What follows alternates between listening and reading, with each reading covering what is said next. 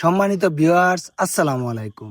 আজকে আপনাদেরকে নিয়ে যাব এক 400 বছরের পুরনো ঐতিহাসিক ও প্রাচীন মসজিদ দেখাতে।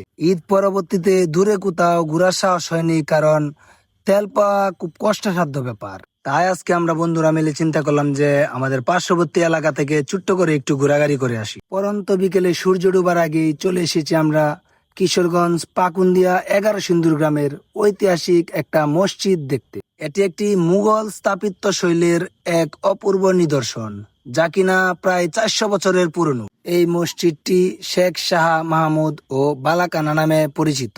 এই মসজিদের প্রতিষ্ঠাতা হলেন শেখ মাহমুদ, যিনি তৎকালীন 11 সিন্দুরের একজন প্রখ্যাত প্রবীণ ব্যক্তি ছিলেন।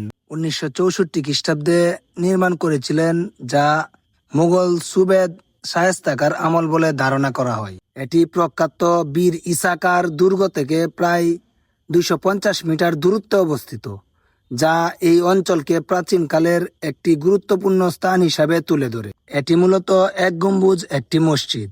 মসজিদের ভিতরে ও বাহিরে পুরামাটির চিত্রফলকের কারুকাজ রয়েছে, যা কিনা দেখতে আরো আকর্ষণীয় লাগে। মসজিদের প্রবেশপথে কুটির দাসে নির্মিত একটি দুচালা ঘর রয়েছে। সব মিলিয়ে অত্যন্ত চমৎকার কারুকার্য বিশিষ্ট এই মসজিদটি সবার দৃষ্টি কাড়ে। এই প্রাচীন মসজিদে কে কে এসেছেন অবশ্যই কমেন্টস করে জানাবেন, আর কে কে আসতে চান তাও জানাবেন। আজকের মতো এখানেই বিদায় নিলাম, আবারও দেখা হবে পরবর্তী কোনো ভিডিওতে। সেই পর্যন্ত ভালো থাকুন, সুস্থ থাকুন। আর এই ভিডিওটি যদি ভালো লেগে থাকে অবশ্যই একটি শেয়ার করে দেবেন। ধন্যবাদ সবাইকে। Thanks for watching.